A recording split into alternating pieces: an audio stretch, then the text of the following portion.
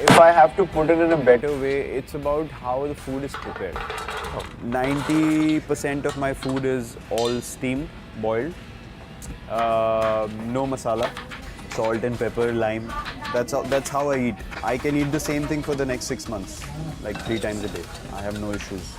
I'm not a big fanatic on taste. मुझे उससे कुछ फर्क नहीं पड़ता. Salads I'll enjoy with a bit of dressing every now and then.